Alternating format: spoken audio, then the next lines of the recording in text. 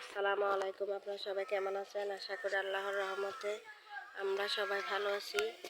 এই আমার লাউ গাছের লাউ আপনাদেরকে দেখাইতেছি। দেখেন মাছাটা যায় তো ছোটো হয়ে গেছে, এটা বলার বাইরে। আমি কিন্তু মাছাটা অনেকটাই বড় আকারে করছি নতুন করে। দেখেন, আর এটা হচ্ছে আপনার পুরুষ ফুল। এখান থেকে পুরুষ ফুল একটা নিয়ে পুরুষ ফুল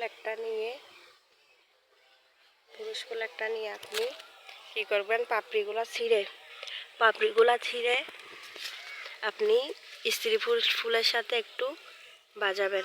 বাজার পরে আপনার স্ত্রী ফুলের সাথে একটু বাজাবেন। বাজানোর পরে আপনার কোনো লাউ আর পচন ধরবে না।